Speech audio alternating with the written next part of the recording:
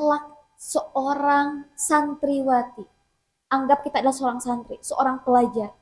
Kenapa sih anak ingin membuka sebuah pesantren muslimah? Karena kita mungkin yang udah merasa terlambat, oh aku pengen pesantren nih, tapi aku udah dewasa. Karena dulu pengen pesantren, pengen mondok, gak boleh sama mama. Alhamdulillah ini kesempatan buat kita mempelajari ilmu-ilmu di pesantren. Jadi ini adalah kesempatan yang sangat berharga insya Allah. Makanya teteh-teteh semangat ya. Insya Allah kita semangat dalam menuntut ilmu. Akhlak-akhlak dalam menuntut ilmu itu apa aja, kita harus tahu nih.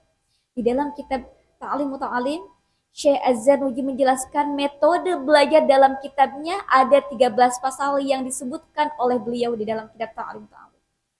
Hakikat ilmu dan keutamaannya dalam pasal ini, Syekh Az-Zarnuji perihal kewajiban menuntut ilmu tuh yang wajib tuh apa aja sih? Yang wajib dalam menuntut ilmu adalah satu ilmu hal. Ilmu agama itu adalah ilmu yang wajib kita pelajari. Lalu ilmu-ilmu lainnya bagaimana? Ada ilmu-ilmu yang fardu kifayah, seperti mungkin ilmu-ilmu tentang memandikan jenazah itu adalah fardu kifayah. Apa pengertian dari fardu kifayah? Fardu kifayah itu adalah tidak wajib bagi semuanya, asalkan ada yang mewakilinya gitu. Itu fardu. Syekh Az-Zarnuji membicarakan perihal kewajiban menuntut ilmu dan tidak semua ilmu itu harus dipelajari. Karena yang diwajibkan bagi mereka adalah satu, fardu ain. Fardu ain itu adalah wajib bagi setiap muslim. Salah satunya adalah ilmu wudhu dan sholat. Dan ilmu yang fardu ain itu adalah ilmu agama. Lalu yang keduanya adalah fardu kifayah. Fardu kifayah itu seperti harus ada yang mewakili dari salah satu seorang muslim, seperti ilmu cara menguburkan jenazah. Lalu yang ketiga, ilmu yang haram dipelajari. Apa? Seperti mempelajari ilmu ramalan, berdasarkan perbintangan, intinya ilmu-ilmu perdukunan seperti itu adalah ilmu yang haram dipelajari. Lalu yang keempatnya adalah ilmu jawaz atau boleh. Seperti mempelajari ilmu kedokteran, itu boleh dipelajari. Ilmu kimia, mungkin tata-tata ada yang kuliah, itu juga boleh dipelajari. Nah, dalam niat ketika belajar, Syekh Az-Zarnuji menyebutkan bahwa seorang pelajar harus memiliki niat saat menuntut ilmu. Innamal a'malu binniyat. Sesungguhnya amal seseorang tergantung pada niatnya. Jadi teteh-teteh sok bismillah, dibersihkan hatinya dari berbagai penyakit hati. Kesombongan, ujub, merasa paling baik, merasa paling benar, merasa paling oke, merasa paling keren, diluruskan. Aku menuntut ilmu itu karena apa? Aku menuntut ilmu itu apa karena untuk kesombongan kah? Aku menuntut ilmu itu karena ingin dibilang aku yang paling berilmu? Tidak. Khairun nas anfa'uhum linnas. Sebaik-baiknya manusia adalah yang paling banyak manfaatnya untuk manusia lainnya. Salah satunya adalah ketika kita mengamalkan ilmu. Lalu yang ketiganya adalah menghidupkan agama dan mendirikan Islam.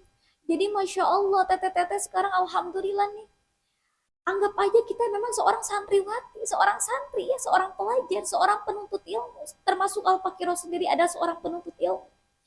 Menghidupkan agama, teteh-teteh semuanya ketika kita memiliki ilmu, Masya Allah akan dikatakan sebagai khairu ummah. Allah Subhanahu wa taala berfirman dalam surat Ali Imran ayat 110.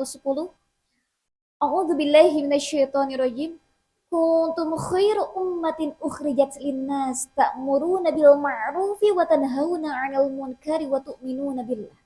Kamu umat Islam adalah umat terbaik yang dilahirkan untuk manusia. Karena kamu yang mengajak kepada kebaikan, mencegah segala kemungkaran dan beriman kepada Allah. Masya Allah, kita adalah seorang ahli rumah kalau misalnya kita benar-benar mengamalkan ilmu kita karena Allah. Kita ajak teman-teman kita menuju Allah pelan-pelan. Bukan berarti harus menjudge orang lain, menghukumi orang, menghakimi orang lain gitu ya. Jangan sampai kayak gitu juga. Jangan merasa kita melihat orang ahli maksiat tapi kita merasa paling baik, jangan. Tapi justru kita harus mengajaknya dalam hal kebaikan, tapi pelan-pelan. Lalu yang keempatnya, niat ketika belajar itu mensyukuri nikmat akal dan kesehatan badan. Alhamdulillah ya Allah. Allah Engkau memberikan aku akal yang sehat sehingga aku bisa menuntut ilmu. Kan kalau misalkannya akalnya nggak sehat, nggak bakal mau menuntut ilmu, nggak bisa ya, nggak bisa menuntut ilmu karena akalnya nggak sehat. Alhamdulillah, alhamdulillah ya Allah, Engkau berikan kesehatan untukku, kesehatan badanku sehingga aku bisa melangkahkan kaki ke majelis ilmu. Ini yang perlu harus kita luruskan dalam belajar, meluruskan niat kita karena Allah. Selanjutnya adalah memilih ilmu, guru, dan teman, serta keteguhan dalam menuntut ilmu. Dalam pasal ini, Syekh Azanuji memberi saran bagi para pelajar untuk memilih ilmu, guru, dan teman. Tapi dalam masalah memilih teman, jangan sampai kita ada dia mah akhlaknya jelek misalkan gitu ya, ada dia mah kelihatannya ahli maksiat sehingga kita menjauhinya, tapi kita ajak pelan-pelan, jangan sampai kita ikut lebur di dalam kemaksiatan itu. Kita kan tahu nih, kita punya akal sehat, ini kalau misalkannya perbuatan ini Allah ridho gak kalau misalkannya aku melakukan perbuatan ini, kita punya akal sehat berarti jangan dilakukan. Makanya teteh-teteh kalau misalkannya ada orang yang sekiranya dia seorang ahli maksiat, diajakin pelan-pelan aja gitu ya, untuk memilih teman. Tapi kalau misalkannya dirasa aku kalau misalkannya berteman dengan beliau, aku takut ikut dalam kemaksiatan itu, sekedar say hey aja, gak usah harus jadi bestie ya, gak usah harus jadi sahabat gitu, cuman sekedar say hey aja. Assalamualaikum teh, ayo teh mau ke pengajian gitu aja, sekedar say hey saja. Selanjutnya adalah menghormati ilmu dan seorang ahli ilmu. Artinya jangan sampai kita, nah sekarang kita teteh ada mejanya, kenapa? Kenapa Bapak dikasih meja? Karena itu salah satu menghormati ilmu. Jangan sampai kita nyimpen kitab atau nyimpen buku-buku pelajaran teh di bawah. Itu tidak beradab ya sayangnya. Jadi disimpan di atas meja. Bahkan waktu itu ketika anak datang ke sebuah pondok pesantren, namanya pesantren As-Sulaimaniyah. Jadi megang Quran itu nggak boleh gini, harus di atas perut gitu. Saking beradabnya di hadapan Al-Quran. Jadi kita harus berakhlak dalam menuntut ilmu. Menghormati ilmu dan menghormati ahli ilmunya. Jangan sampai kita nggak punya akhlak gitu sama guru kita. Termasuk Al-Baqarah juga, jangan sampai kita, anak kepada guru anak tidak berakhlak. Intinya kita harus berakhlak di hadapan guru dan ilmu yang kita pelajari. Selanjutnya adalah sungguh-sungguh tekun, punya himmah, semangat yang tinggi ketika menuntut ilmu. Ketika dirasa, ya Allah, aku tuh kayak malas-malasan dalam menuntut ilmu. Mohon perlindungan sama Allah, ya Allah, aku mah gak bisa melakukan kebaikan, aku gak bisa melakukan ketaatan, aku gak bisa melakukan ini semangat yang kuat kecuali atas taufik dan hidayah. Mohon pertolongan sama Allah. Mohon pertolongan kepada Allah untuk memohon taufik dan hidayah kepada Allah. Rasulullah Shallallahu Alaihi Wasallam saja yang dimaksum, masya Allah, selalu memohon taufik dan hidayah sama Allah. Apalagi kita seorang ahli maksiat. Ahli maksiat mohon pertolongan sama Allah. Ya Allah, berikanlah aku taufik dan hidayahmu agar aku selalu semangat dalam menuntut ilmu. Sungguh-sungguh dalam menuntut ilmu. Selanjutnya, awal atau ukuran atau urutan ketika menuntut ilmu itu apa aja sih? Ya, yang harus kita pelajarinya yang dasar-dasar dulu kan. Makanya nanti di dalam kitab Safinatun Najah, kitab Tijan Dodori ada kitab-kitab dasar yang akan kita pelajari. Kalau kitab Safinatun Najah mungkin nanti kita belajar bagaimana cara wudhu, bagaimana cara sholat yang baik dan benar, nanti disampaikan oleh Ustazah Imas atau Ustazah Tina. Kemudian ketika kita sudah mempelajari hal itu, kita bisa naik kepada ilmu yang lebih tinggi lagi. Teteh-teteh mohon maaf ya, nanti kalau misalkannya teteh-teteh ada yang belum bisa baca Quran, mungkin nanti bisa dilaporkan ke Teh Irma ya. Nanti kita belajar dari Iqra gitu. Misalkan kita di sini ada yang belum bisa belajar membaca Al-Quran, bisa di ke Teh Irma ya sayang ya. Bisa ke Teh Irma, nanti sesudah ini kita belajar itu ya. Baik, selanjutnya adalah tawakal. Tawakal kepada Allah, tentu kita harus bertawakal. Jangan sampai kita tuh ya Allah, gening menuntut ilmu teh susah, gening belajar teh susah, gening belajar teh sulit. Kalau misalnya kita jadi males dalam belajar, aku tidak mau merasakan betapa lelahnya belajar, maka kamu harus merasakan betapa pedihnya suatu kebodohan. Tawakal sama Allah, pasrah kepada Allah, ya Allah, aku tidak bisa menyerap ilmu ini kecuali atas pertolongan. Tawakal sama Allah ya teteh-teteh ya. Jadi barang siapa yang mencari ilmu, maka Allah Subhanahu wa taala akan menjamin rezekinya. Maksudnya yakin kalau misalkan yang kita punya ilmu, Allah gak akan menelantarkan hambanya. Baik, selanjutnya adalah, nah, Allah itu nggak akan menelantarkan hambanya. Yakin sama Allah. Karena Allah Subhanahu wa taala berfirman dalam surat Al-Mujadalah ayat 11, A'udzu billahi minasyaitonir rajim. Yarfa'illahu alladhina amanu minkum walladzina utul ilma darajat. Bahwa yakin Allah itu pasti meninggikan derajat orang-orang yang beriman kepada Allah dan orang-orang yang memiliki ilmu dari beberapa derajat. Asalkan kita lurus niatnya pada Allah. Untuk apa aku menuntut ilmu? Tujuannya tetap kepada Allah. Menuntut ilmu itu selama-lamanya tidak ada batasnya. Dari mulai kita dari bayi sampai meninggal dunia. Utlubul ilma minal bahdi ilal lahdi. Menuntut ilmu itu dari buayan ibu sampai kalian tanpa ada batasnya.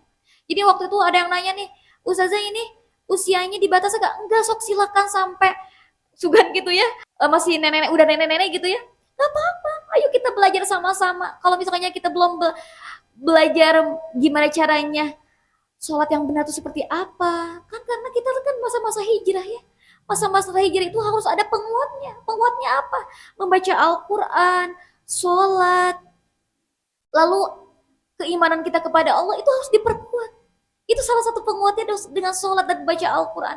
Kalau kita nggak bisa baca Al-Quran tapi kita pengen hijrah, gimana untuk menguatnya kan? Jadi bingung. Aku pengen, ya Allah, aku ingin bertobat kepadamu, tapi dengan apa ya penguatnya? Pas waktu down, ya udah down aja.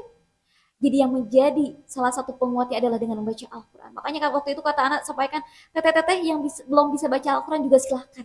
Karena nanti kita akan belajar dari Iqra gitu ya, sampai bisa membaca Al-Quran. Terus teteh-teteh yang masih bingung, ini sholat aku udah baik apa belum? Wudhu aku udah baik apa belum? Nanti kita pelajari juga. Karena itu salah satu penguatnya. Allah Subhanahu wa taala berfirman dalam surat Al-Ankabut ayat 45, A'udzubillahi minasyaitonirrajim. Wa aqimis sholat inna sholata tanha 'anil fahsya'i wal munkar. Kerjakanlah sholat, karena sholat adalah pencegah dari segala perbuatan keji dan munkar. Jadi kalau misalkannya kita lihat realitanya, banyak orang yang sholat tapi masih melakukan maksiat, wallahu alam. Apakah wudunya sudah baik, apakah belum? Apakah sholatnya benar, apakah belum? Makanya kita pelajari sholat yang baik, keimanan kita yang kuat kepada Allah, dan membaca Al-Quran. Karena kalau misalnya kita pengen terus-terusan dekat sama Allah, bacalah Al-Quran. Kita pengen terus berinteraksi dengan Allah, bacalah Al-Quran. Kita pengen berkeluarga dengan Allah, bacalah Al-Quran. Selanjutnya adalah kasih sayang dan nasihat, ilmu dan akhlak adalah dua hal yang tidak dapat dipisahkan. Seorang penuntut ilmu itu harus punya kasih sayang, harus punya rasa cinta. Jangan sampai jutek, jangan sampai judes sama orang. Kita mah harus benar-benar memiliki akhlak seperti Rasulullah. Kan kita udah tahu ilmunya ya. Jangan sampai ilmu itu udah jadi ilmu aja. Jadi penghias aja, jadi seni aja. Tapi harus kita amalkan. Oh iya, kata Ustazah, Rasulullah teh ahlaknya teh selalu memberikan kasih sayang sama orang. Aku juga harus kayak gitu. Tahu ilmunya. Oh iya, kata Ustazah, waktu itu gibah itu nggak boleh. Menjelek-jelekan orang lain tuh nggak boleh. Aku nggak boleh gibah. Oh iya, kata Ustazah, aku teh sholatnya harus menghadirkan hati ketika sholatnya benar-benar khusyuk. Diamalkan. Karena udah tahu ilmunya. Diamalkan ilmu-ilmu yang sudah kita ketahui. Jangan sampai cuma jadi ilmu aja gitu ya teh ya. Dan bersedia memberi nasihat dan tidak iri hati. Jangan punya rasa iri hati. Itu adalah penyakit hati. Bahagia melihat orang lain susah, susah melihat orang lain bahagia. Yang pertama adalah kita teh gak suka melihat orang lain bahagia. Dan berharap kenikmatan orang lain itu hilang daripada orang tersebut. Itu adalah yang diharamkan. Nauzubillah dzalik ya. Lalu tahapan yang kedua daripada dengki atau hasad adalah gak suka aja tuh lihat orang lain bahagia teh, mendapatkan kenikmatan teh, sekedar benci doang, sekedar benci aja. Itu juga diharamkan. Lalu yang boleh apa? Misalkan gini kita teh, ih baju si teteh itu mah bagus ya. Nanti aku kalau kalau udah punya uang, aku pengen punya baju kayak si teteh itu ah. Sekedar ingin. Gak apa-apa kalau gitu mah ya. Sekedar pengen aja, gak berharap orang lain itu hilang kenikmatannya dan tidak ada rasa benci ketika melihat orang lain mendapat sebuah kenikmatan. Dan dengki atau hasad ini terbagi menjadi dua, itu dalam masalah duniawi dan masalah agama. Misalkan kita terlihat ada salah satu teman kita yang hafalannya lebih banyak dari kita, kita nggak suka, ih Resep dah kasih eta teh. Abong-abong loba hafalan, misalkan kayak gitu ya. Atau misalkan ada teman kita, salah satu teman kita teh yang rajin sholat tahajudnya, so alim teuing jadi jelema. Misalkan kayak gitu ya.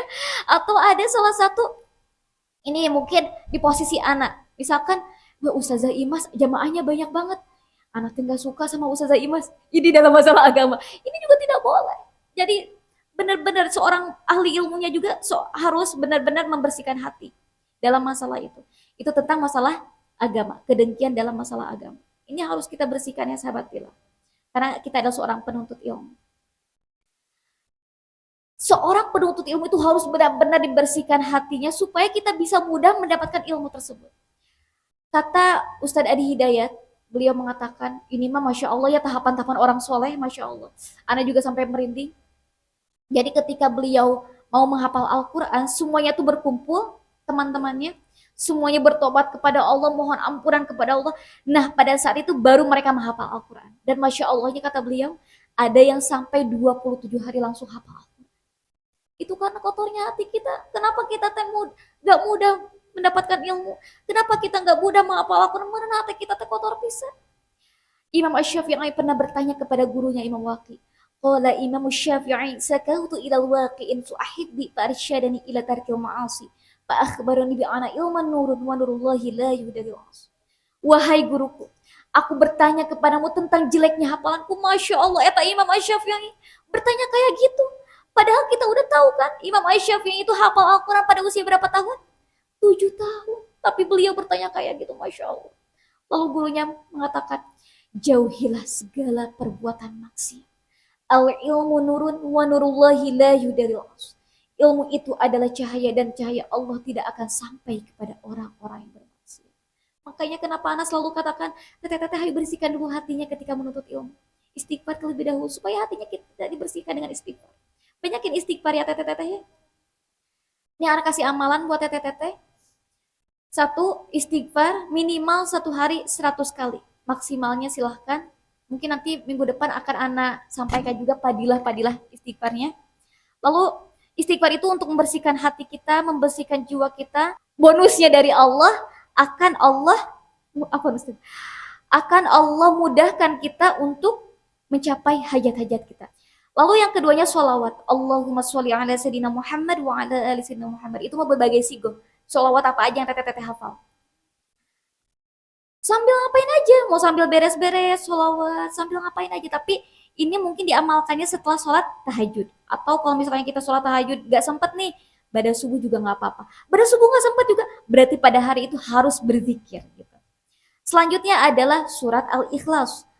100 kali melindungi kita dari kezoliman orang lain dan kezoliman yang mungkin kita lakukan juga kepada orang lain.